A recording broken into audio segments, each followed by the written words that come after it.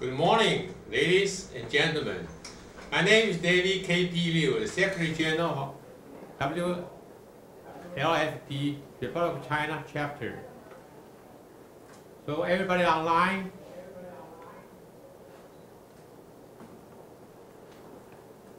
We are waiting for a couple of seconds. Still have a connection, technical problem.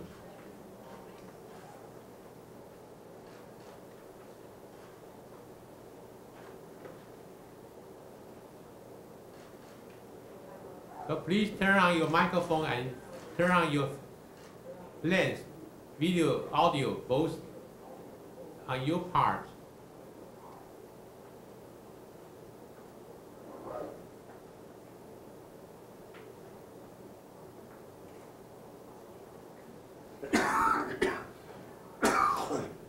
Shall we start?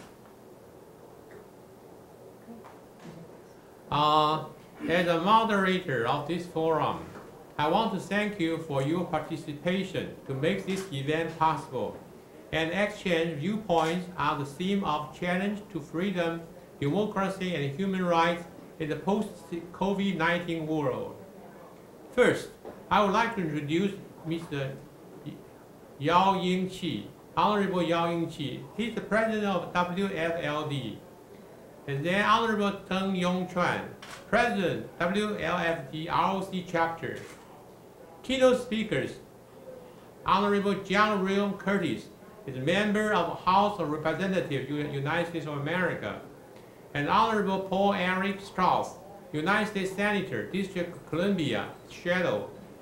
And then Dr. Scott Carlin, he is Associate Professor of Geography, Long Island University, USA.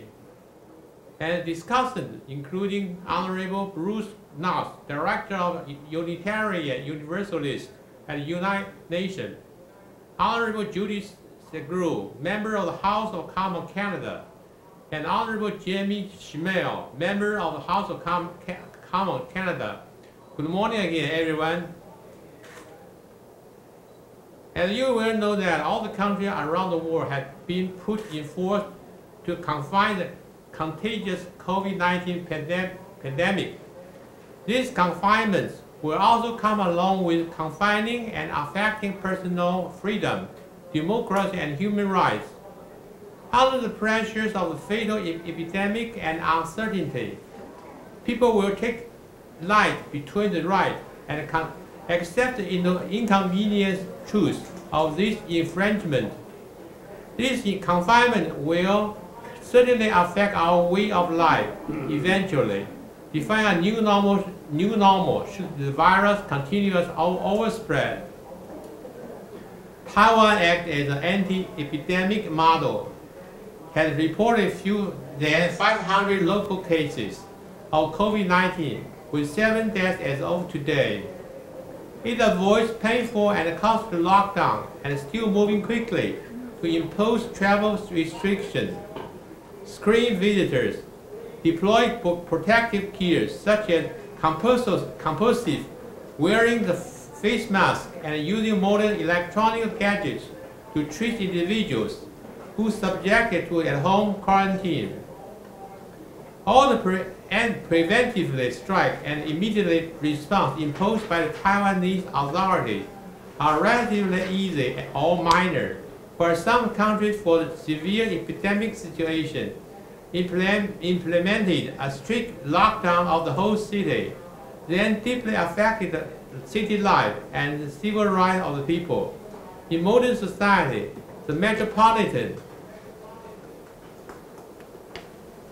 economy and an infinitely complicated web interconnections, everyone has a series of direct economic relationships as well as other activities.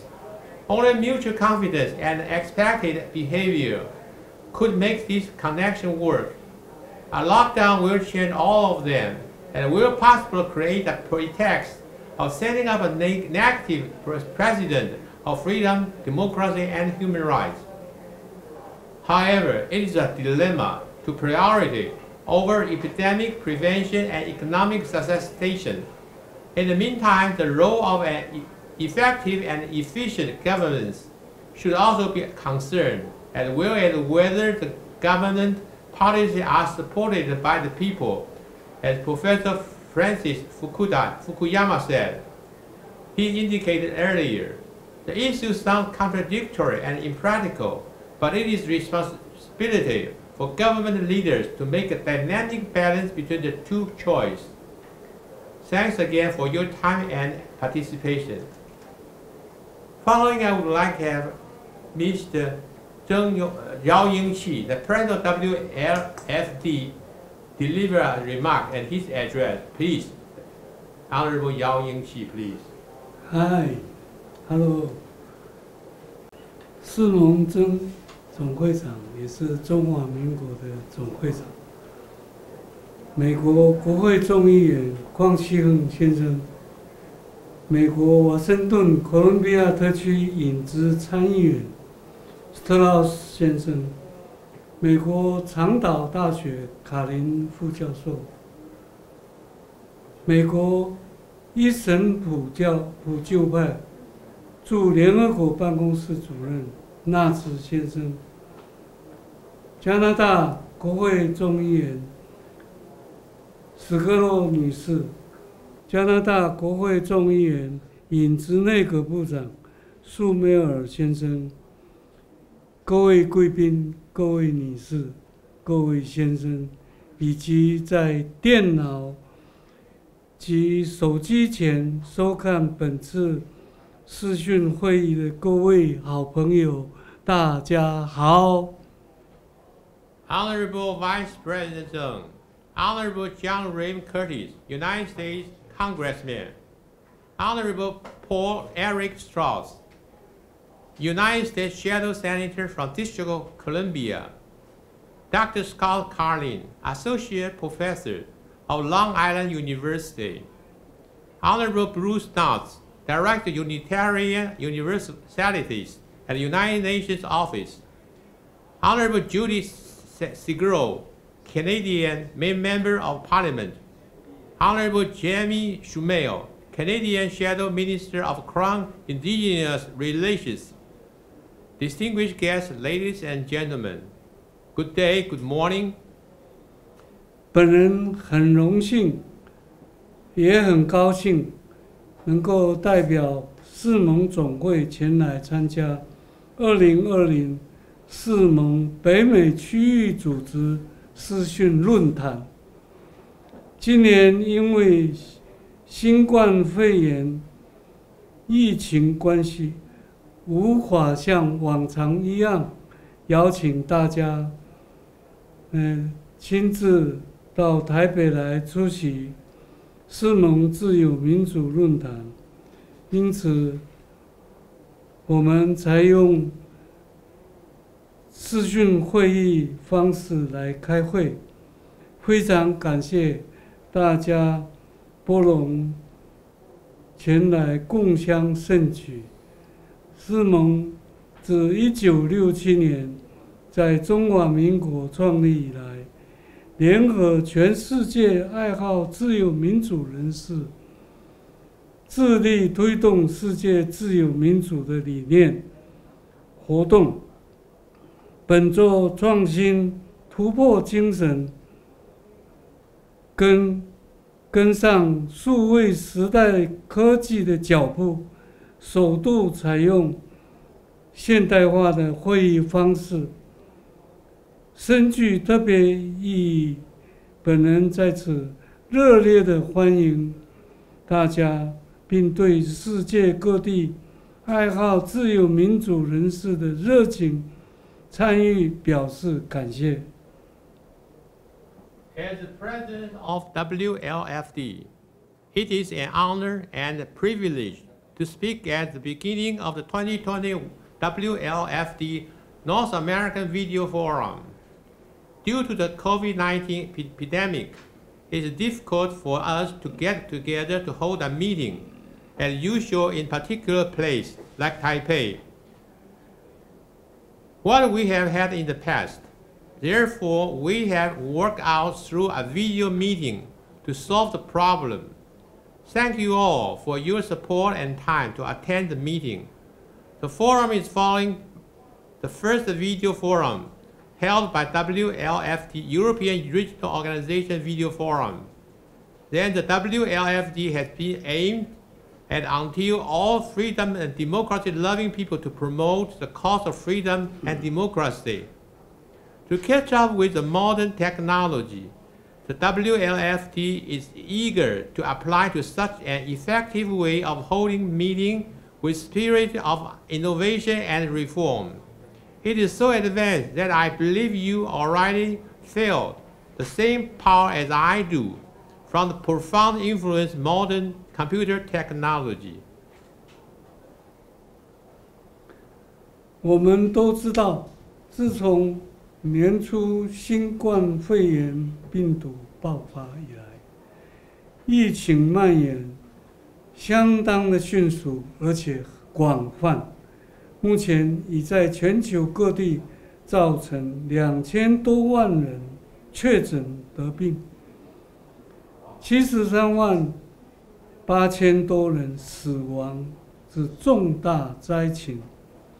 台湾依法防疫超前部署，政府与民众携手合作，防疫成功，表现相当。在行有余力下，还能慷慨捐赠防疫物资给友邦，为台湾自由民主树立典范，广为世界各国人民所推崇。但很可惜的是，台湾还是无法参加世界卫生组织大会。本人与大家一样，深感遗憾。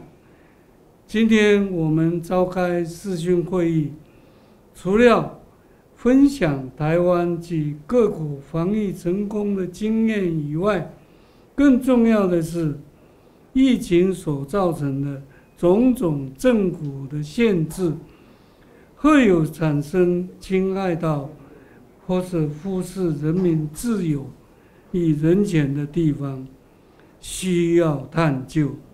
因此，生命健康或者是自由民主人权，实者为重，需要大家权衡利弊得失，共谋良策。世盟在此要各国政府提出呼吁，当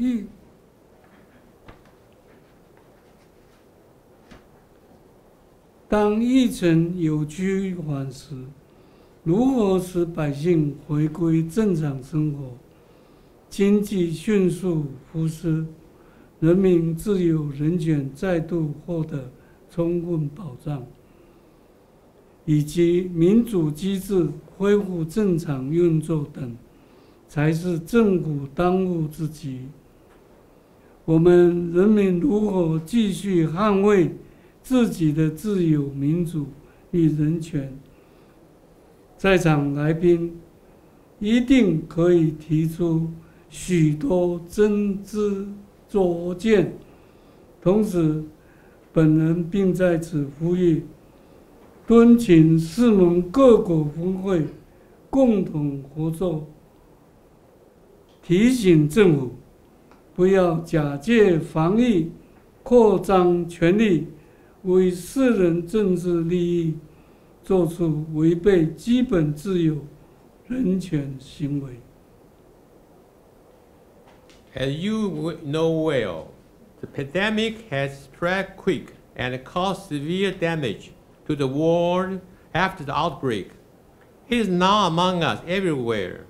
More than 20 million cases have been reported worldwide, and it caused more than 738,000 of deaths. Taiwan also has done very well and quickly, according to the law, in advance to prevent the coronavirus. In the same time, government working together with the people. from spreading by the lockdown of the border and won the first half of the wave in the pandemic, Taiwan is still able to help allied countries by donating face masks and medical supplies to support frontline medical personnel as they fight against the pandemic.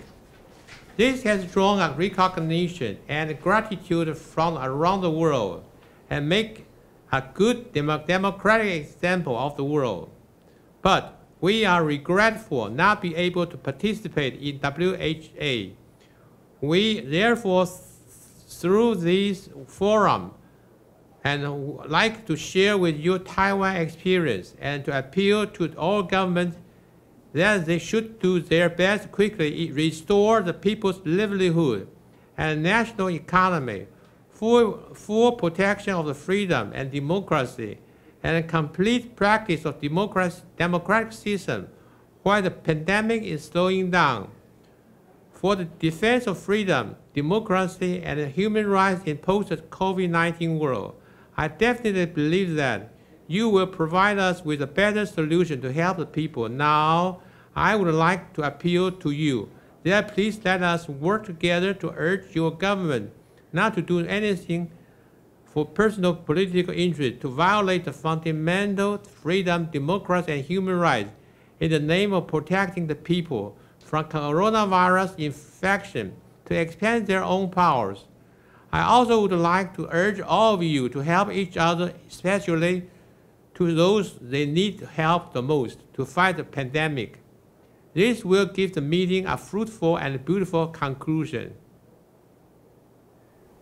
最后，再一次的感谢大家，特别波隆参加这次的会议，敬祝大家身体健康，万事如意，会议顺利圆满成功，谢谢。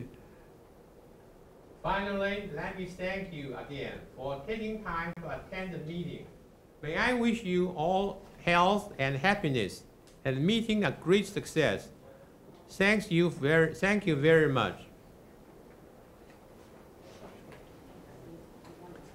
Then the following, I would like to introduce Vice President Zheng Yongquan of WFLD and President of WLF Republic of China Chapter. Mr. Zheng, please. 老总会长、关系很众议员、索维特斯影子参议员、卡林副教授、纳兹主任、斯洛格众议员、蔡报国众议员，大家好。Honorable Yao Yingqi, President of WLFD. Honorable John Raymond Curtis, Member of House of Representatives, USA. Honorable Paul Eric Strauss, United States Senator, District of Columbia, Shadow. Dr. Scott Carlin, Associate Professor of Geography, Long Island University, USA. Honorable Bruce Knott, Director of Unitarian Universalist at United Nations Office. Honorable Judy Seguro, Member of House of Commons, Canada. Honorable Jimmy Schumel, Member of the Legislative Assembly of Ontario of Canada. Good morning, everyone. 谢谢各位参加世盟举办的新冠肺炎后一起对自由、民主、人权的挑战为主题的视讯论坛。世盟早期是以反对共产侵略、谋求世界和平为宗旨的。那随着时代的变迁，而现在改成以为凝聚自由、民主、人权的普世价值为目标，共同来谋求人类的福祉和权益。那因此，我们期盼能够当今的自由、民主、人权面临了一系列的一个相关的问题。Welcome and thank you to take part in the 2020 WLFD North America Regional Organization video conference on the theme of the challenge to the freedom, democracy, and human rights in the post-COVID-19 world. As you all understand well, the aim of the early stage of WLFD was set up to fight against international communist aggression. But over the time after the Cold War, it has changed to agglomerate all the sources of fulfill the targets of promote the universal value of freedom, democracy, human rights, as well as to study the related issue of livelihood of the people. 新冠肺炎疫情蔓延全球之后，各国政府经由法律的授权，推出各项的做法，包括封锁城市、关闭边境、居家隔离和居家监控等的技术等等，限制了人民的自由、人权。人民更可能衡量由各取其区，忽视了基本人权，而面临的接受防疫大旗的一些措施。当疫情趋缓后，紧接着是如何产生回归正常和迅速复兴经济的问题。In time of the COVID-19 pandemic, the governments of all countries have taken different measures, including lockdown cities, closed national borders, testing on a mass scale, adopting electronic gadget of tracking down and isolating the infected, etc. This confinement, in the meantime, will limit or affect people's freedom and human rights. However, under the pressure of the fatal epidemic, people will take the line between the right,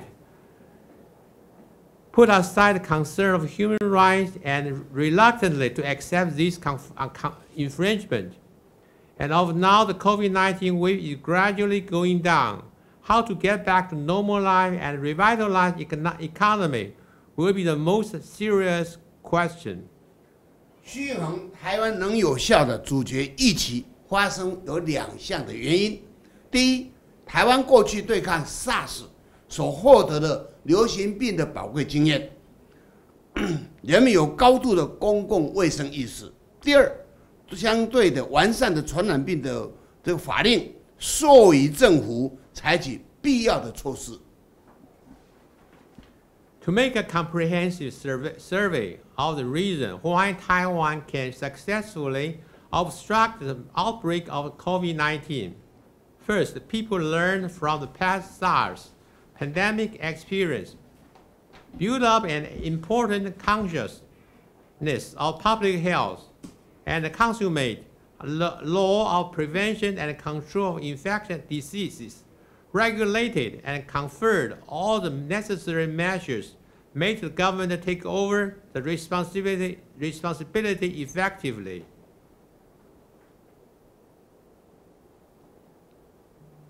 目前，台湾已经进入了后疫的时期，紧接而来的则是生活的改善和经济的复苏。防疫前半期，我们已经成功的将病毒阻绝于境外。现在面临防疫的后半期的挑战，如何的让复苏经济对民众来说更是一个急迫性的问题。实体的经济困难的受创，比如旅游业、航空业、服务业，还有餐饮业等等所受到的疫情，都是影响全面的停摆，但也相对的能够有远数位式经济的一个开始，活络，产生新的消费模式，居家联络、上班工作和线上学习，也同时带来了新的管理程式和新的工程伦理。我国政府在防疫优先的一个基础上，采行防疫新生活运动，政府发行复兴3倍券的方式来让人民消费，加上纾困贷款以及不同的补贴等等，希望借此能够加强市场的活络的行动。At the present time, Taiwan has successfully won the first half of the war to block and prevent the epidemic from entering in Taiwan. And now, in the period of post-epidemic or in the second half of the game, how to deal with the huge loss made by the COVID-19 is even a more critical issue. It needs to take more efforts to confront with the challenges of improving people's living and recovery of economy. It is tough, but urgent because the affected was so comprehensive. While the tourist, service, food, aviation industry business were almost being break down. But on the other side of the coin, the digital economy and e-business have created a new style of consumption at the same time. Work at home and online learning have brought a brand new model of management and create a new working ethics. Besides bailout loan and financial subsidy to the related industry, Taiwan government has also worked hard to promote a new life in epidemic prevention campaign, issue triple stimulus voucher to encourage people to consume more and to make domestic market economy stronger.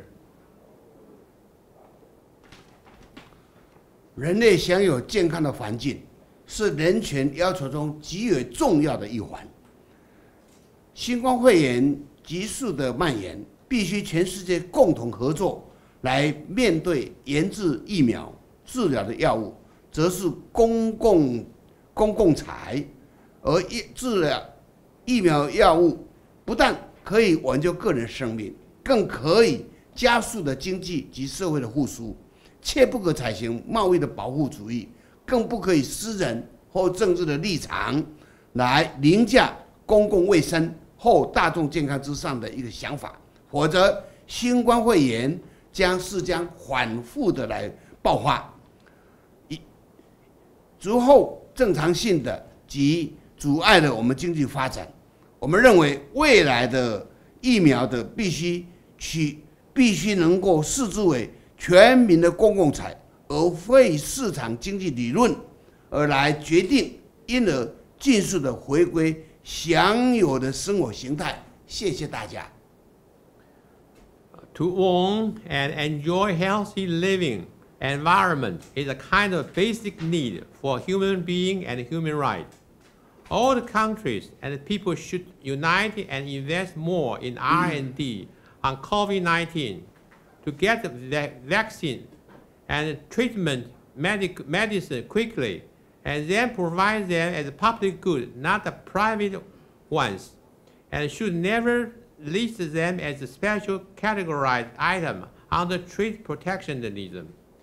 Personal or political interest should never ever override public health. Otherwise, COVID-19 will break out again, postpone the normal way of life, and block economic revitalization. In a nutshell, COVID-19 vaccine must be worked as a common good, not be decided by the market economy theory. I thank you very much.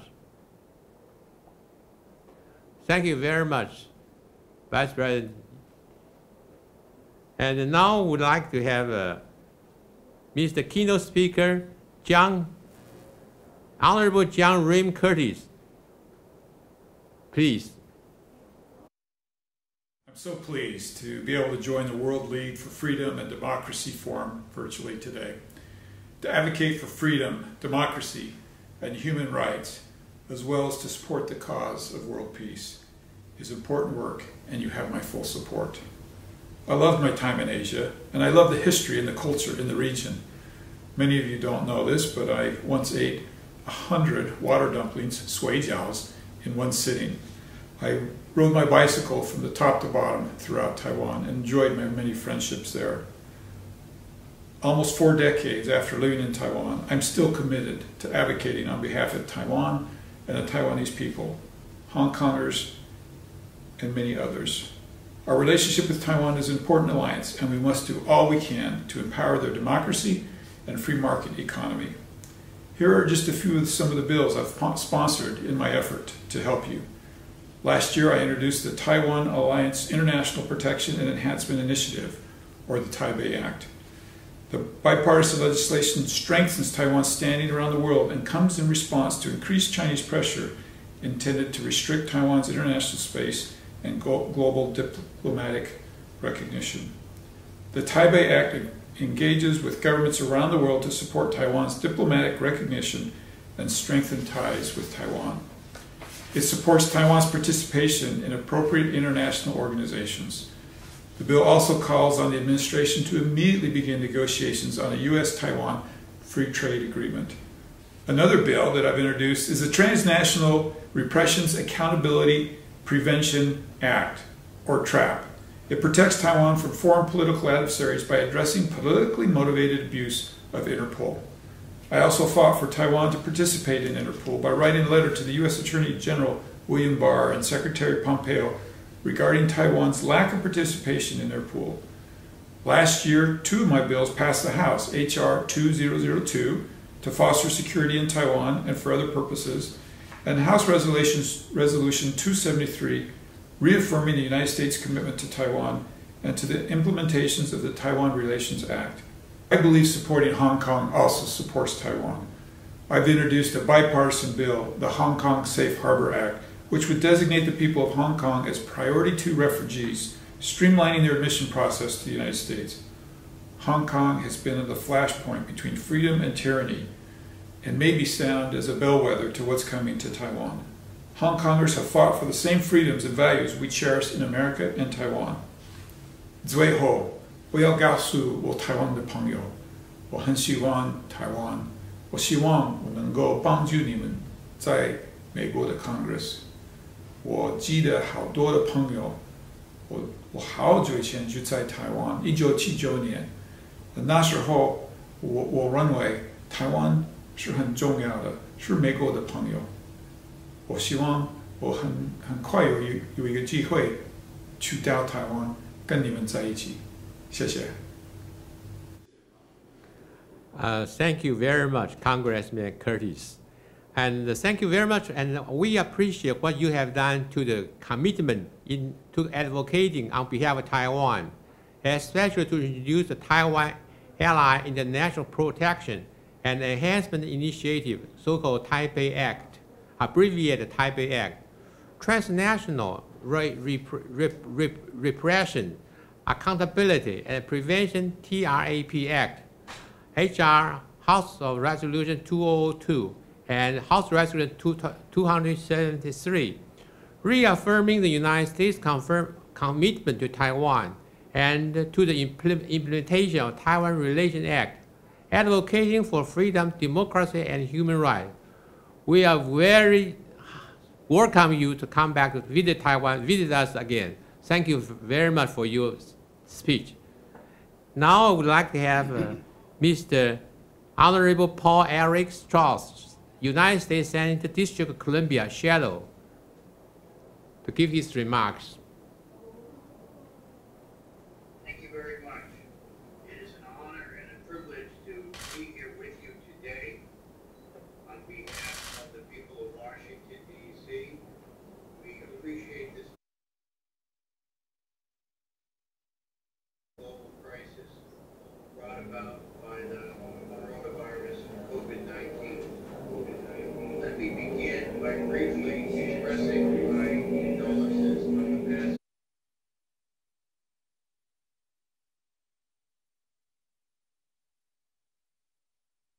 democracy advocates around the world.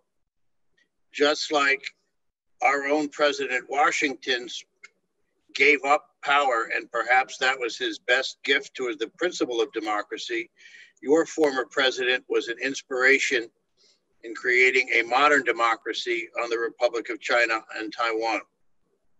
I have had the privilege of visiting your nation twice, first in 1997 and later on again with a group of local leaders. I have always enjoyed my visits to Taipei and to Taiwan, and I'm proud to be part of this panel. Our ongoing friendship with our fellow democracy, the Republic of China and Taiwan, is important.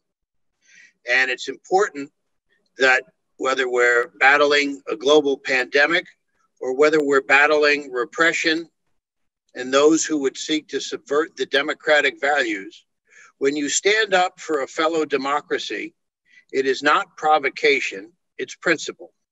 And I'm proud to stand with the vibrant community here in Washington, D.C. and around the world to make sure that every democratic nation and every democratic country has equal representation in the bodies they deserve to be. Washington, D.C. and the Republic of China on Taiwan share some unique aspects. One, we both have been hurt by a lack of equality.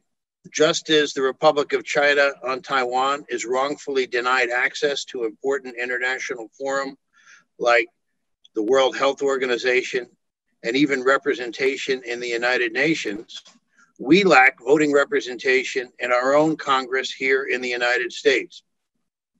And this problem has aggravated and made the COVID-19 crisis serious. As of August 4th, we have lost 587 District of Columbia residents. We have had over 12,000 DC residents test positive for COVID-19.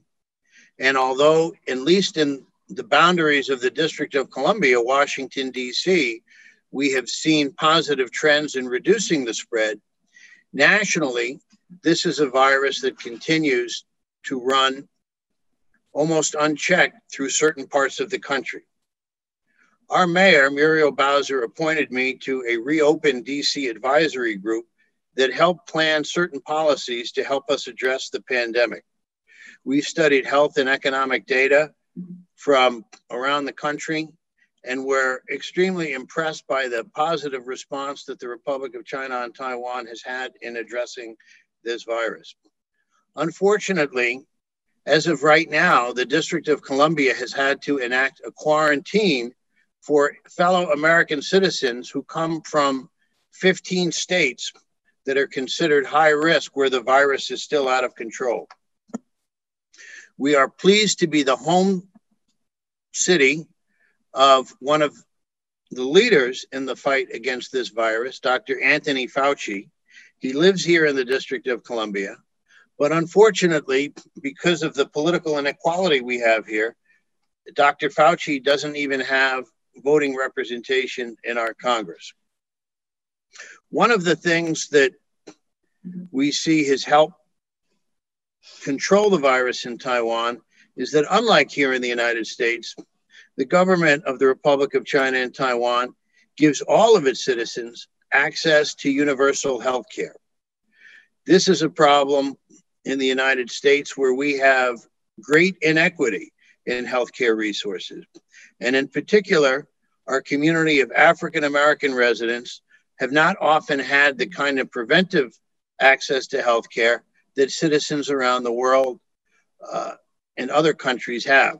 As a result, the virus has had a disproportionate impact on African Americans. And so, as the world has watched our growing Black Lives Matter movement, we must recognize that too many Black lives in the United States are being lost to the COVID-19 virus. On a positive note, the people of the District of Columbia are very grateful to the friendship and support that we've gotten from the Republic of China on Taiwan. Your Taipei Economic and Cultural Representative Office here in Washington, D.C. has been very generous in donating important personal protective equipment, or PPE, to American healthcare facilities, to our frontline workers. These donations are critical towards helping us address this virus. And the friendship between DC and Taipei's is important. Both the District of Columbia and the Republic of China on Taiwan are members of the UNPO, the Unrepresented Nations and Peoples Organization.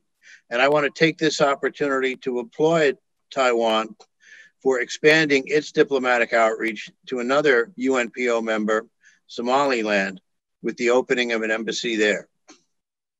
Hopefully, we can learn from the Taiwan model and begin to get this virus under control with the kind of success that the Republic of China on Taiwan has.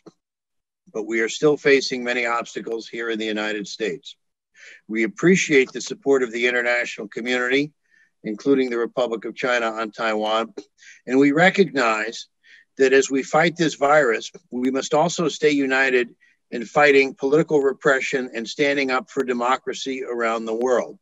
Only when all people have the right to self-determination through peaceful democratic government will we be able to realize our potential.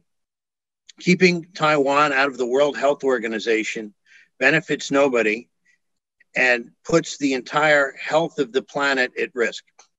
Keeping the District of Columbia out of the United States Senate and the Congress equally is similarly pointless. When you kick the string section out of the orchestra, you're not hurting the violin players, you are diminishing the quality of music overall. When knowledge is not shared widely, when voices are silent, when people are not free to express their own ideas, we diminish the quality of democratic thought and the beauty of our humanity around the world. We can't let that happen. It is important that people work together on common issues like fighting the spread of COVID-19, and I thank Taiwan for its leadership on this issue. There's a lot that you have to be proud of, and there's a lot that the world could learn from your model and emulate. And that's why I'm so pleased to be able to share this time with you today, congratulate you on the good work, and ask that you continue to work with us because we in the United States have not yet had the success against this virus that you have. And that's a shame. Thank you very much. Xie xie. Thank you so much. Your speech is so informative and tell us something we don't understand. For example, like the current contemporary settings, the background of Washington, D.C., the status. And we know that and what you have done for our government and the people of Taiwan. And we treasure your friendship and share the democratic way of life for all the freedom-loving people. Your words are very encouraging, and your word is very, we take it as a compliment, but however, let's work together, close, hands by hand, work together. Thank you very much. Next, I would like to invite Dr. Scott Carlin, Associate Professor of Geography, Long Island University, USA, to deliver a short speech. Doctor, please. Good morning. I'm Dr. Scott Carlin. I'm a geographer from Long Island University, and I'm delighted to be here and speaking with you today at the World League for Freedom and Democracy's North American Forum. The title for your event today, The Challenge to Freedom, Democracy, and Human Rights in the Post-COVID-19 World, I think is a critical topic for us to discuss. I'm going to narrow the scope a little bit and focus my remarks on planetary health, COVID-19, and structural reform. I'm going to do that by first referencing the UN Sustainable Development Goals, and then widen to some other important topics. I want to start with the Earth Charter, written in the year 2000. The preamble states, we stand at a critical moment in Earth's history, a time when humanity must choose its future. As the world becomes increasingly interdependent and fragile, the future at once holds great peril and great promise. To move forward, we must recognize that in the midst of a magnificent diversity of cultures and life forms, we are one human family and one Earth community with a common destiny. I wish it were the case that billions of people today know about the Earth Charter and think it important to their lives. But I also think that lapse is an important context for my remarks and where we need to go in coming years if we're going to be successful as a human family. That said, the Earth Charter was one of many important documents that helped to create the United Nations Sustainable Development Goals adopted in 2015. When we think about the UN Sustainable Development Goals in the context of freedom, democracy, and human rights, I think we have to start to think about very different contexts for where we're trying to head as a human population. The conversations about capitalism versus socialism are not helping us to advance the goals that ought to be paramount for us. What I would call, and others have called, regenerative economic systems. Regenerative systems are those that advance the goals of people and planet. It goes beyond sustainability. We're not simply trying to sustain the planet's resources. We want the planet to flourish. We want humanity to flourish. And I would argue that for 2100, we should set the bars further along and strive for planetary health.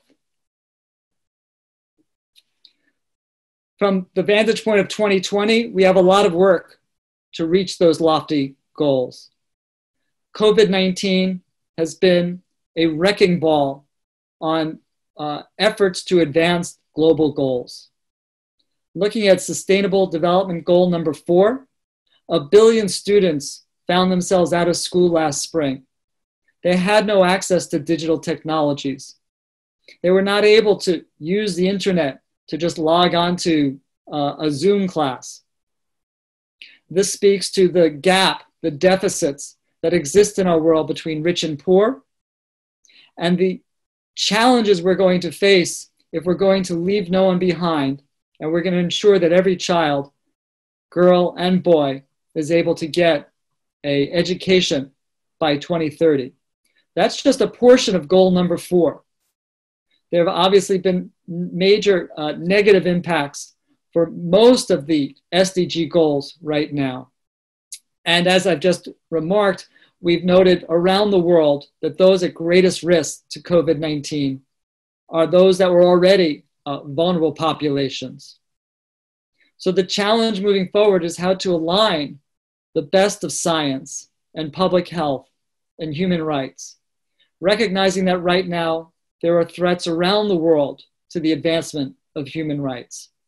Journalists are threatened. Minority populations are threatened. Religious populations are facing new threats. The list is long, complex, but we do need to recognize that simply pushing forward with old models is not going to allow us to thrive in the future either. One context that we have to put uppermost in our mind is the traditional economic context of the world system. We're still living in a world where the industrialized countries are fewer in number, far too affluent, profiting off of cheap labor, mining natural resources from around the world, and leaving too many people in poverty. I'd reference a recent scientist warning on affluence. Affluence itself is part and parcel of the problems we face in the world today. The goals that the world has set for the lifestyle we each aspire to, this is part of the problem, but we're not giving it enough attention. That has to be part of our conversations about freedom and human rights. Ecological footprints. Back in 1970, it's estimated that the world started to use more resources each year than the Earth could sustainably reproduce. The gap between what the Earth can sustainably produce and what we're consuming has widened every year and every decade since. There's a belief that we can soon turn the corner on resource consumption and become more sustainable. But right now, that's more ideal than reality. We have so much work to do, but we don't focus enough on this concept of ecological footprint. It reveals too much the problem of our current models of affluence. But we shouldn't turn away from this. We need to embrace what is right before us. Our house is on fire. We are facing a disaster of unspoken sufferings for enormous amounts of people. We are less than 12 years away from not being able to undo our mistakes. We must change almost everything in our current society. We must change almost everything in our society. We have to look carefully at all aspects of our society to see what needs to change. This context of our house on fire really deserves more attention today under COVID-19 than ever before. And of course, climate change. Our house is on fire. Climate change isn't pausing because of that shift. So widening the lens a bit, yes, COVID-19 is an extraordinary disruptor. The economic changes it's already wrought are quite profound. But again, climate change and biodiversity, these loom as even larger threats in the future. COVID-19, in that sense, is a trial run.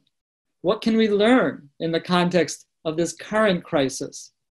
How do we begin to shift our relationships to each other and to the planet so that we start to get an acceleration in our progress, not only in the SDGs, but in more ambitious projects as well? A part of that work is for students to be working in a context of systems thinking in their schooling, for governments to also work in the context of systems thinking. It no longer helps us to try to solve one problem in isolation from all the other problems. We have to present much more holistic solutions. We have the capacity to move forward with this new way of thinking, but we're wedded to the past. We like our traditions, we like our habits, but if they're not serving us, let's move forward. Kate Raworth from Oxford University has drafted what she calls donut economics. The goal is for everybody to live on the donut sphere here and to pull people out of social deficit in the center of the donut, but at the same time to not be taxing the planetary systems, such as the ecological footprint concept. So we need to live in a safe fashion, socially, environmentally, and cities such as Amsterdam are beginning to embrace this as an urban planning model. So I think it deserves more attention. I think this is a context for human rights. This is a new context for thinking about freedom. Freedom also comes with responsibilities and obligations. I want to encourage you to check out a relatively new resource at critical-zones.zkm.de. This is a digital exhibition about the lens of the Earth, the critical zone that's just a few kilometers thick. And it's the only region of the Earth that's been transformed by life over eons. We live on a living planet and where life itself is interdependent.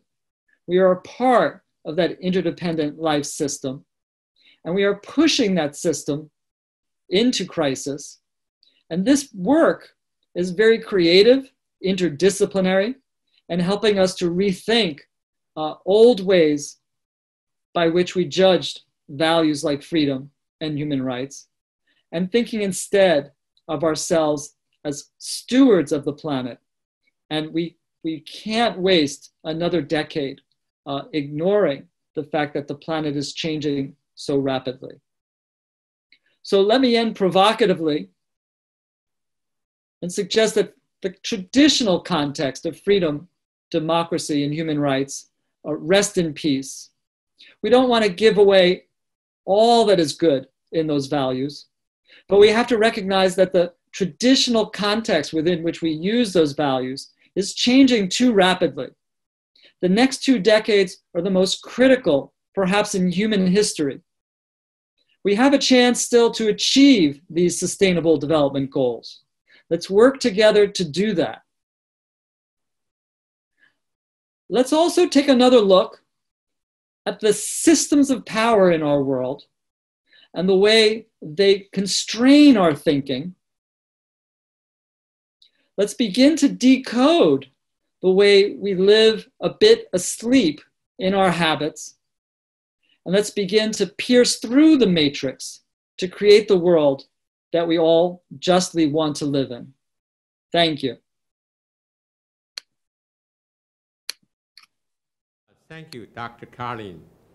You reviewed today's theme with two even broader angles, our topic. First one, United Nations Sustainable Development Goals, and a wider context of considering planetary health based upon the theme today. You suggest that concept of regenerative economic system, quality education, and rising human rights threats. Affluence is not the solution to our problem. Wealth cannot be defined only in terms of money, and the rapid change of global context of traditional connotation of freedom, democracy, human rights. Your viewpoints are so perspective and so informative. Thank you very much. The next one, I would like to invite Honorable Bruce Nuss, Director of Unitarian Universalist at the United Nations Office. Mr. Nuss, Bruce, please. Thank you so much for your invitation. I speak to you from our apartment on Roosevelt Island in the East River, New York City, USA. We are just opposite the United Nations. The United Nations is on the Manhattan shore, and we're in the island in the middle of the river.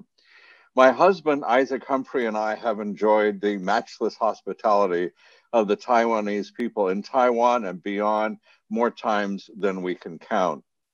We have been and remain steadfast friends to the democracy and freedom-loving Taiwanese people. I'll say a bit more about Taiwanese dedication to freedom and democracy later in my talk. But to begin, I want to note that on July 20th, UN Secretary General Antonio Guterres said, quote, "I will talk about how we can address the many mutually reinforcing strands and layers of inequality before they destroy our economies and societies. The world is in turmoil. Economies are in free fall. We have been brought to our knees by a microscopic virus. It has laid bare risks we have ignored for decades: inadequate health systems, gaps in social protection, structural inequalities, environmental degradation, the climate crisis," end quote. As the United Nations has consistently expanded human rights to include people who have been excluded by previous definitions of human rights, the US government and other governments in many nations around the world are working to undo what we have achieved for inclusion and diversity. I will focus on the United States, but please understand there is growing institutional attacks in many nations on the expanding definition of human rights promoted by the United Nations. Among the nations which are working to restrict human rights, in addition to the United States, are Hungary, Poland, Turkey, India, Philippines, China, Russia, Venezuela, and more. Within democratic countries, there are anti-democratic parties which are working to undo human rights progress made over the past 75 years. U.S. Secretary of State Michael Pompeo has organized a commission made up of conservative academics to provide the U.S. government with guidance for its foreign policy on human rights. The results of the commission's work were presented in Philadelphia on July 16th this year. It bases U.S. human rights advocacy on the American founding documents, the Declaration of Independence, the Constitution, the Bill of Rights, and God-given natural rights. Remember that when these documents guided American ideas of human rights, we continued to have institutionalized slavery. Women had no rights, could not vote. People without property could not vote. Political rights were confined to a small group of elite people of wealth and property, where white, male, heterosexual, cisgender, Christian, mostly Protestant people had the rights.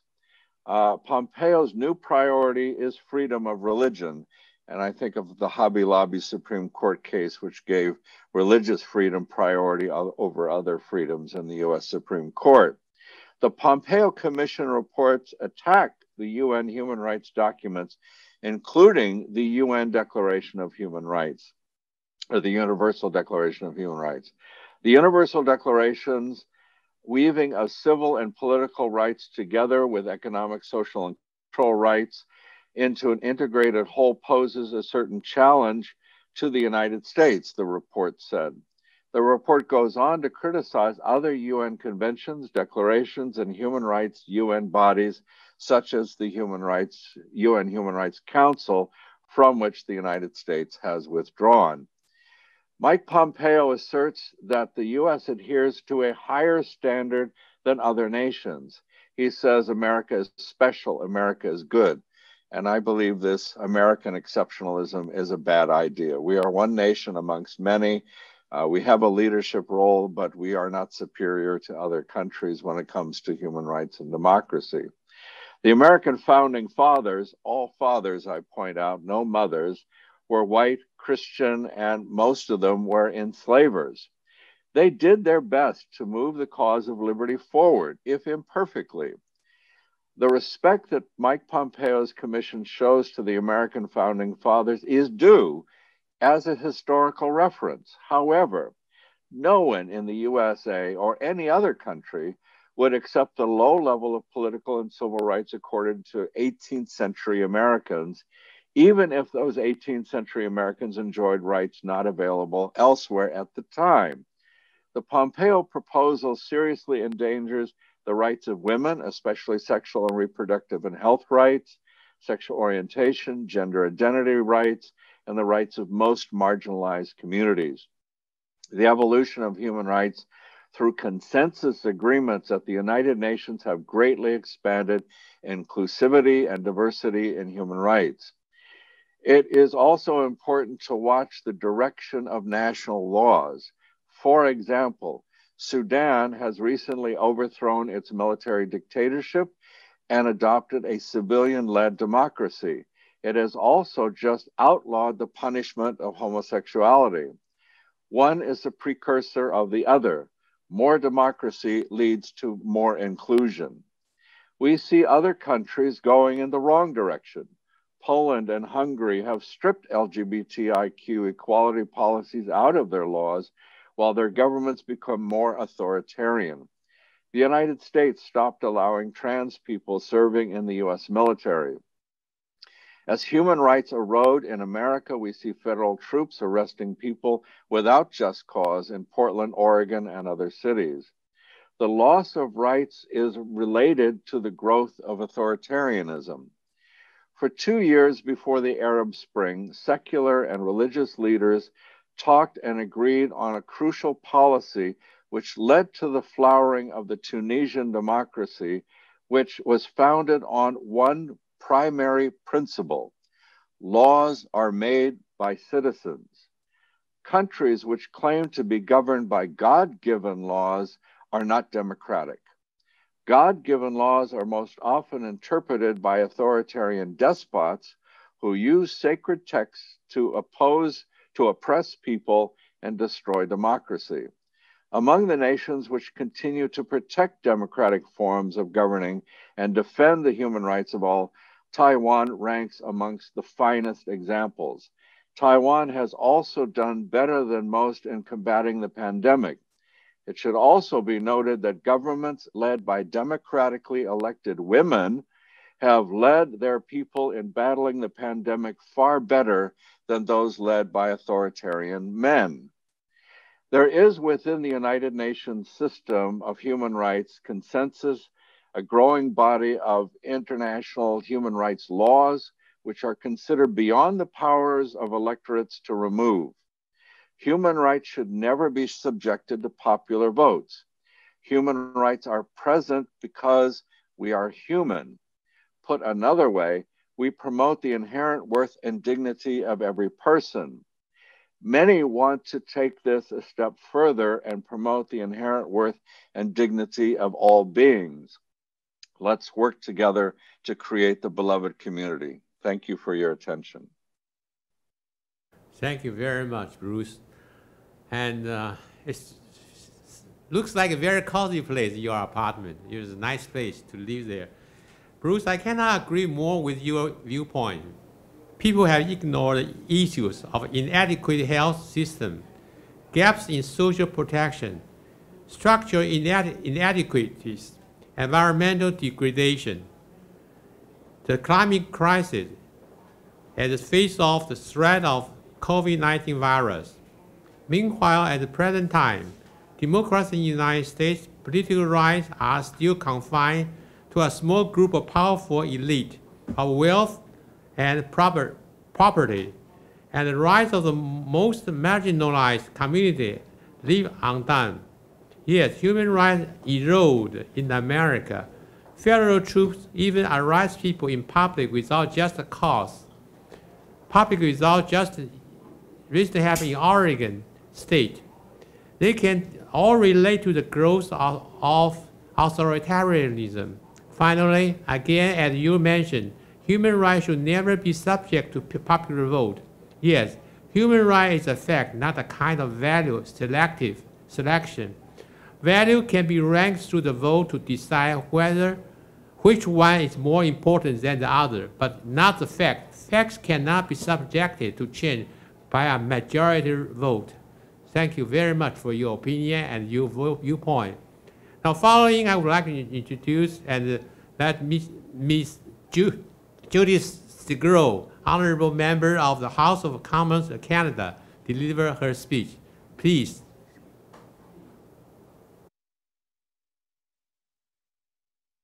Yes, good morning, good afternoon, and good evening to everyone. And thank you for the opportunity to participate in the World League for Freedom and Democracy, something that I have wanted to participate in for some time. So I'm glad that we've had this opportunity today.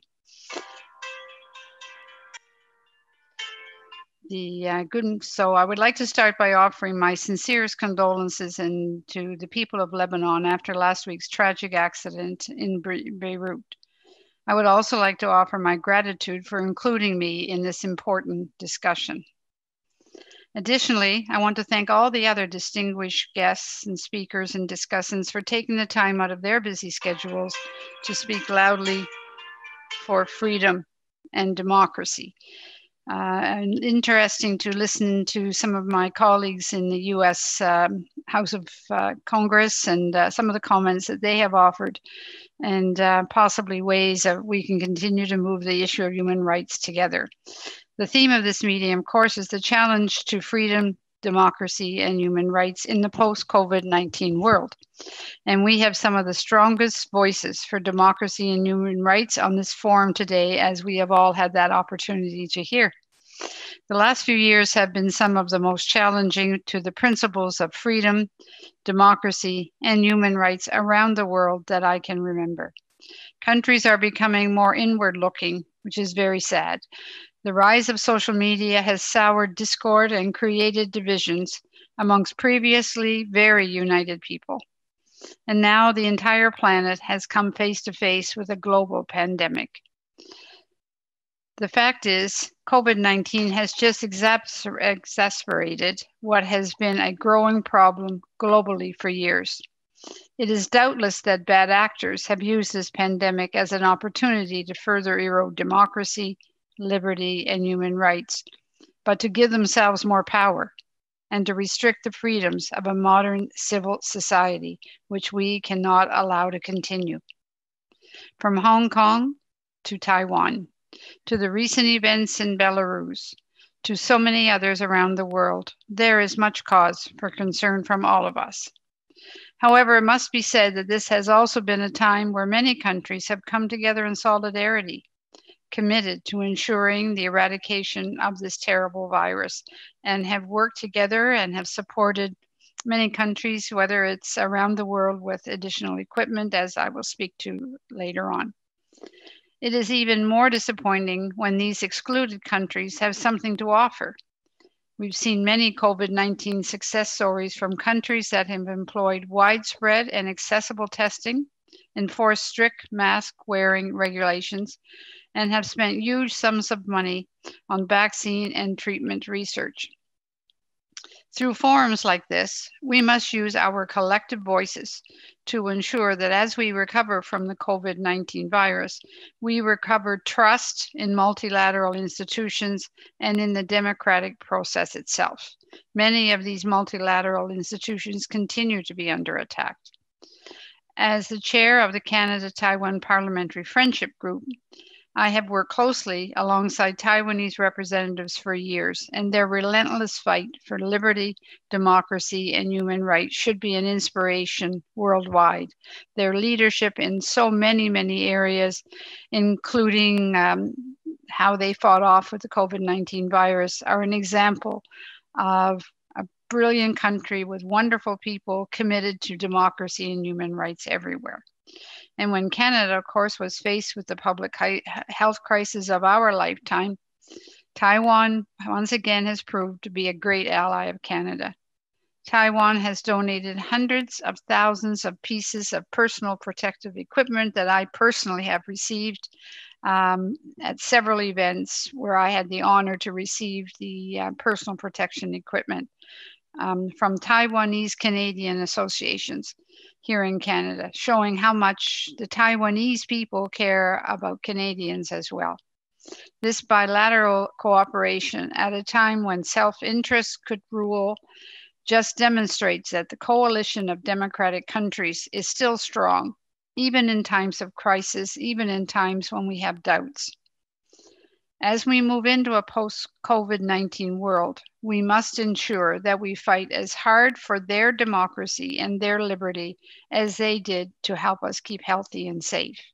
Thank you for this opportunity.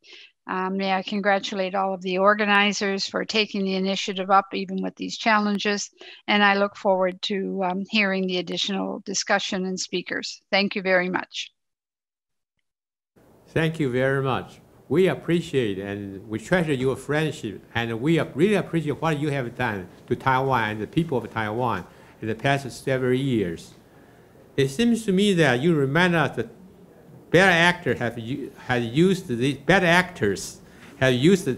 COVID-19 pandemic as an opportunity to further erode democracy, freedom, and human rights, and to restrict the freedom of modern civil society.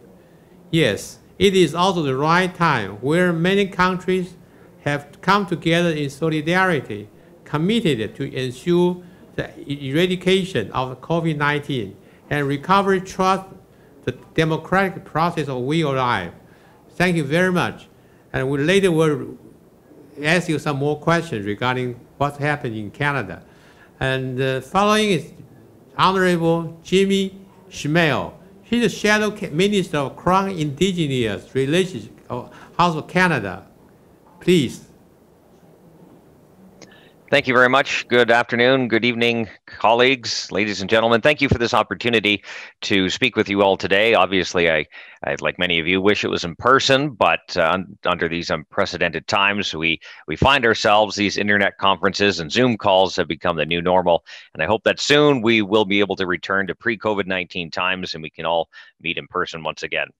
So COVID-19 has provided an opportunity for democracies around the world to reevaluate their policies and to strengthen those institutions that supports and promotes the most stable and beneficial known form of governments humanity has developed.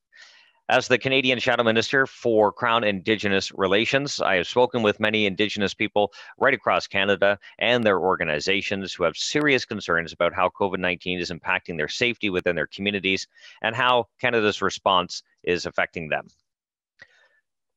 To many, little has been done by Canada to institute human rights oversight in its response to COVID-19 and to work with Indigenous peoples to specifically target these severe issues of discrimination.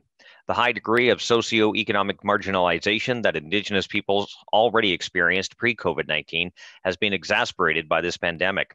Indigenous peoples who are disproportionately at higher risk in public health emergencies have become even more vulnerable during COVID-19. Indigenous peoples have high rates of underlying health conditions such as diabetes and many others, including TB. Disease is associated with poverty or exclusion.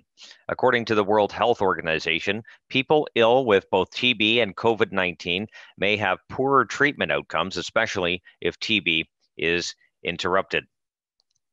Indigenous peoples were at a disadvantage as the provision of healthcare largely moved online as a response to limit in-person medical visits. Indigenous communities across the country, for the most part, lack basic internet access. The lack of affordable and reliable internet also impacted effective access to government services. A survey by Statistics Canada, which focused on the mental health of Indigenous people, found that the impact of COVID-19 has been severe. 60% of Indigenous people say their mental health has worsened since the onset of physical distancing measures. 46% of Indigenous women and 32% of Indigenous men describe most of their days as, quote, quite a bit stressful or extremely stressful. Factors such as income, discrimination, and access to quality food, healthcare, and education all have an impact. Social distancing for a culture and tradition that emphasizes communication in person has been emphasized the need for culturally based medical treatment for Indigenous people. The gap between non-Indigenous and Indigenous mental health has always been there, but the pandemic has made that wider. While Canadians were told to self-isolate at home, Canada's Indigenous community, which suffers from infrastructure and underfunding and unstable housing, found it challenging, if not impossible, to meet its important health measure. The chronic housing crisis also exacerbates the situation. Nearly one quarter, 23.1% of First Nations people living on reserve are in overcrowded housing, which prevents families from following public health guidelines regarding physical distancing and isolation of the sick. It also puts women and children at risk of domestic violence. With more than 100 drinking water advisories in effect across Canada, access to clean water, not only to drink, but to just wash your hands, for example, is simply not available in some communities, compounding the problems with self-isolation. It is under these circumstances that the Canadian government finds itself as it navigates the balance between providing support for Indigenous communities and protecting Indigenous rights.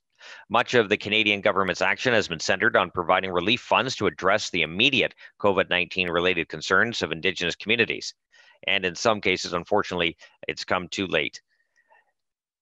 In some communities, one in British Columbia, they tragically lost an elder and experienced a major outbreak in Alert Bay. Neighboring nations were not notified and had no chance to take precautions. Unfortunately, Indigenous leaders called to government officials for more information and resources to protect the communities. In some cases were unfortunately said in vain. Many leaders claimed quite openly that in the media, that governments were ignoring them. The loss of an elder represents a loss of language, culture, and history to many of these communities. As we move forward, we need to learn from the mistakes made over the past few months. Without any true consultation or consent from Indigenous leaders, we must stop the injustices that are happening now and prevent those to come. Canada needs and has been working towards doing a better job of involving Indigenous people in creating solutions to address their specific needs in ways that respect their rights and end the paternalistic approaches that have harmed them, while at the same time empower economic reconciliation as an instrument to strengthen the resilience of Indigenous communities for any future national emergencies. Thank you very much for the time. Thank you, Minister. And we really appreciate it. I learned a lot from you. I know where the really problem of Indigenous people, your friends and your country's citizens in Canada, what the current situation there. And now we have every discussant and all speakers to have all address their, make their notes. And are there any questions from all of us?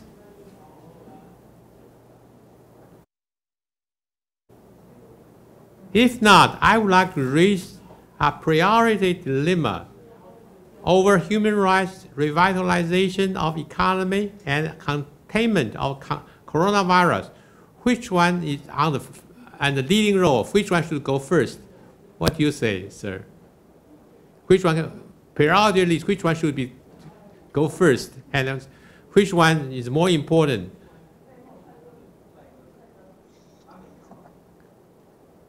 Minister Shumeo, how do you say?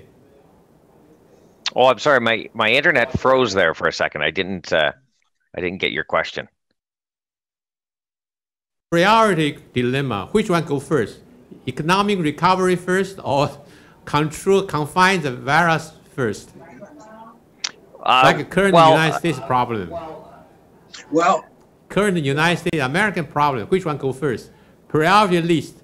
Which one? Economic recovery first, or fighting against the pandemic virus first? Well, to me, I don't think you need to pick one or the other. I think you can do both at the same time. Obviously, the priority should be on keeping people safe, but we also need to safely reopen the economy and allow the communities to get back on their feet. The concern is that businesses are struggling to keep going as it is, and governments have, is in Canada anyway, and to a certain extent the United States, they've started to provide funding directly to businesses, to individuals, to allow them to keep going because they were told to lock down and stay in place. And I think the concern is that if a second wave does hit, the ability for many governments around the world to pivot and provide relief in some circumstances will be limited based on the fact that the debt has been accumulating and the fact that their economy wasn't able to recover. So I think you can do both in a safe manner. And I think we're seeing it already. We're seeing businesses start to reopen in safe manners, but also people working from home and changing the way they do things. I think we can do both at the same time, and we need to. There will be industries that are harder done by in terms of tourism and that kind of thing. So governments will have to work to deal with that. Okay, I'm still on here. Very good answer, very comprehensive answer. You should take two in hands. Both are also important. And the Senator Strauss, how do you think about that? How do your opinion regarding about priority? Thank you for that very excellent question. The reality is if we don't contain the virus, we won't be able to have a functioning economy. And so the biggest problem we're facing right now isn't because the government has forced businesses to close. It's because the fear of the virus is continuing to interfere with the operation of those businesses. So, of course, in the District of Columbia, we had a strict lockdown. We had emergency stay-at-home orders, and restaurants and public places were forced to close. Restaurants are now reopening, but we are seeing the continuing impact on our economy, not because the government is telling restaurants they have to close, for example, or offices can't reopen, but people, because the virus is not contained yet, don't want to go. And unless you have consumers feeling safe, you're not going to be able to reopen the economy. You're not going to be able to restart the economy, whether you open it or not. It's not a question of easing restrictions. So as we look towards keeping our democracy in this post-COVID world, the problem for the United States is we're not in the post-COVID world yet. We're still very much in the throes of battling this. We continue to have areas of the country where it continues to be a serious problem.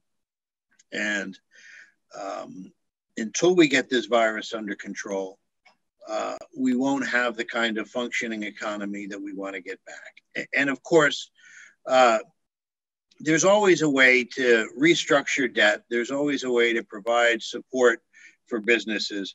But government doesn't have a way of restoring a life once it's lost. And we must protect our citizens' health. We must protect our citizens' safety. And we must protect our citizens' freedom. But freedom also means responsibility. We all love the idea of individual rights. We all love the idea of individual freedoms.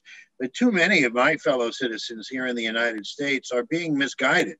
There is no individual right to not wear a mask and make other people sick. That's a violation of individual responsibility. In order to have and use individual rights, you must be responsible. And so the idea of people perverting freedom by saying I shouldn't have to wear a mask if the government tells me to are missing the point. We have a duty to our fellow citizens. The most important title in a democracy is never president or parliament member or senator or governor. It's citizen. And every citizen has a responsibility to act ethically and appropriately when it comes to protecting their fellow citizens against this deadly disease. In the near future, what do you think about the issue? Does the United States government will even open more business, or what is the direction they will go? You predict which way they will go. The Trump administration. He will go more open to the economic open. I think one of the things we've seen is that the states that have quickly moved to reopen their economy too soon are the ones that are having the worst problems. So Florida, that never really aggressively locked down and reopened very quickly, has a skyrocketing infection rate. The state of Georgia, similar problems. Texas. So the places that had a strict lockdown, like New York, District of Columbia, some of the New England states, and were slow to reopen their economy and did so cautiously, will be able to function. But the places that rushed it are going to have to wait a very long time. The problem is that most Americans no longer have confidence in the Trump administration's ability to provide national leadership. And they have looked to their local leaders like governors for guidance. And some governors have done very well, and other governors have not done well. And that's one of the problems where you have a federal system that gives states sovereignty and a virus that doesn't know that state borders exist. And so you get it under control in one part of the country, it resurfaces in another part of the country, and we can't impose we can impose travel restrictions, but they're very difficult to enforce. And so we can only hope that citizens will lead, because there's a lot of concern about being able to trust the direction from the Trump administration on this. For your perspective, it's very informative. I think in the near future, still doing the way like it was. And Bruce, how do you think about this dilemma? Which one should go first? I think Bruce, we need to take care of the virus first. That is critical. We can't function without it. We're trying to send children back to school. Some schools in Georgia opened, and there have been something like 900 cases of COVID-19. It's just not going to work. I hold up Taiwan as a model. I mean, as I understand it, Taiwan began preparing for the virus before it was even officially announced in China. They started monitoring social media and seeing that there were outbreaks of some kind of unknown virus in Wuhan, China. They started stockpiling, the Taiwanese people started stockpiling PPE and other medical equipment. Meanwhile, here in the United States, we have been defunding healthcare. We had plans to deal with pandemics. The White House, the previous administration, the Obama administration, had a pandemic plan. It dealt with previous epidemics of H1N1 virus and SARS and such. And we defunded and we dismantled our ability to deal with pandemics rather than building it up.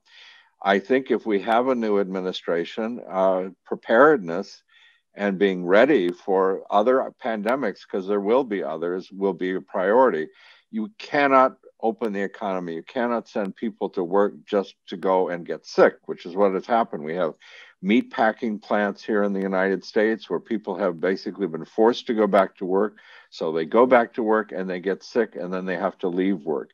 It's not a sustainable policy. First, you have to protect people.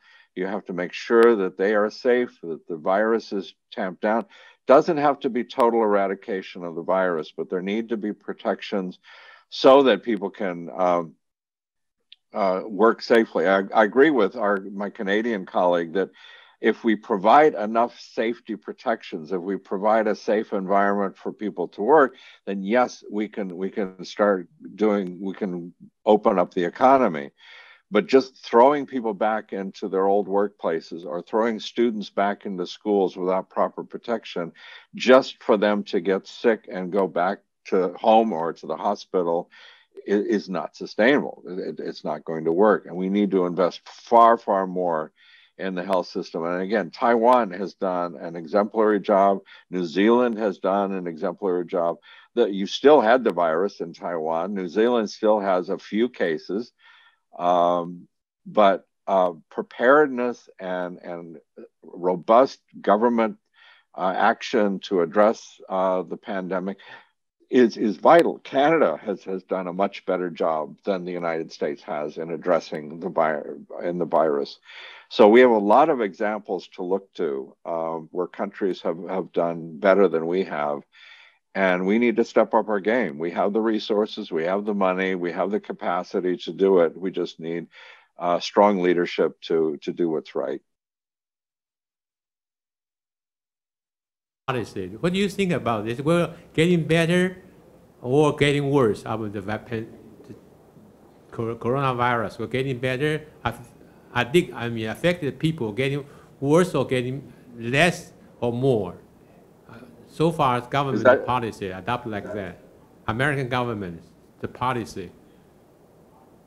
Will make the story better or to make this in detail good or bad? I don't think we're getting better. You know, what we have seen here in the United States, and I actually said this in Shanghai, China. I spoke to NYU University in Shanghai, and the question a student asked me, he said, "Don't you feel that a centralized authoritarian government is more effective than what you have in the United States?" And I said, you know, China has had authoritarian governments for 5,000 years. Sometimes they've been effective, sometimes they've not been effective. We have a federal system here in the United States, and our federal government is currently broken. It does not work. And what has saved us is our state governments. Here in New York State, we have a very powerful state governor who has taken the virus in hand, the similar attitude in California and other states. Other state governors, such as in Georgia, who have not, or Florida, who have not taken strong action to combat the virus, have had very bad results. So our successes here in the United States have been on a state-by-state level, some states doing well, other states not doing well. Here in New York City, in March, we were the global epicenter of the virus. It was horrible here. You know, ambulances and hospitals and more dead than we could even handle. The mortuaries could not handle the number of dead we had here in New York City. We're now flat. We have flatlined. We have a very low level of infection here in New York City because this city and this state took aggressive measures to deal with the virus. So on a state level, we've done well. And I think other states have done well, other states have not done well. Hopefully everything is getting better. This is the #1 issue in the world currently right now. And Mrs. Scroll, Judy, how do you think about the dilemma issue?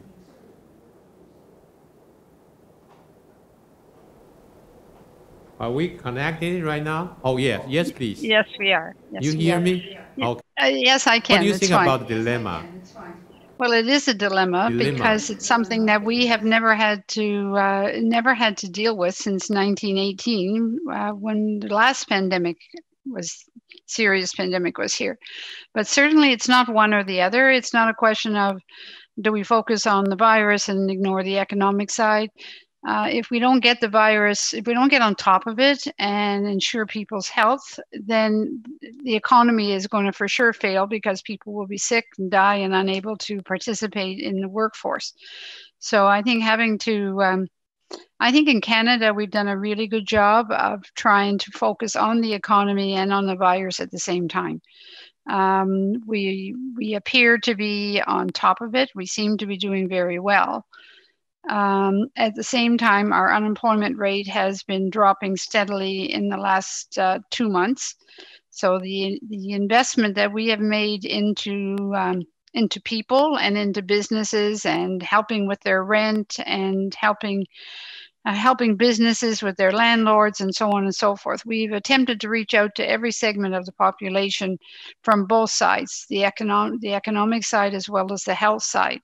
And I think we have been pretty successful. I think we're all being very cautious and concerned about a second wave that would come. But I also think it's really important that we stay very connected and we continue to learn from each other. Learning from Taiwan, because not only a proponent of Taiwan, but I recognize the work that they do and their commitment to world health and safety and democracy at the same time. So I think we all need to keep working together to try to find solutions to this pandemic, but as well as coming together and talking about how best to do the restart of our economies. The more we share valid information, I believe the faster the world will recover from this and the better off for all of us. Thank you. Oh, yes. It seems to me that Canada's situation, the virus is affected people, is better than United States. Can you tell me your analysis why Canada is a little bit better, situation is better than United States? What's the reason because Canada is better? Well, I think Canada was very aggressive. It took it very seriously right from the beginning. We had tremendous leadership from our government and Prime Minister Trudeau. The cabinet and all of us went to work immediately to look at getting the proper protective equipment, but doing a lockdown. Everybody was just told, stay home, stay inside, and be safe. And Canadians, for the most part, reacted very well on that. But at the same time, we gave people a lifeline, a monthly stipend of up to $2,000 a month, so that people had money to put food on the table and to be able to pay their rent. So we tried to assure people that their government was going to be there for them at a time of crisis, as well as working very, very much in step with our public health authorities and their directions. Again, learning things from Taiwan and other countries that have had the virus before us. And I believe we learned a lot. Canadians responded, but most importantly, our government and our provinces here and our cities, for the first time ever that I know, work very much in conjunction with each other. Gone were the political fighting here and there. It was all about how are we going to deal with this for Canadians. We worked well together with our provinces and our cities throughout Canada, and I think that had a lot to do with that, with the leadership of the government of Canada. But the fact that all governments came together and put politics aside and focused on the health of Canadians. We've learned a lot, and I suspect we will learn more in the ongoing future. Any other more questions? I mean, were all your colleagues here? If not, I will say a few words in the closing remarks. And time passes by quickly. Our online video forum is closing to an end.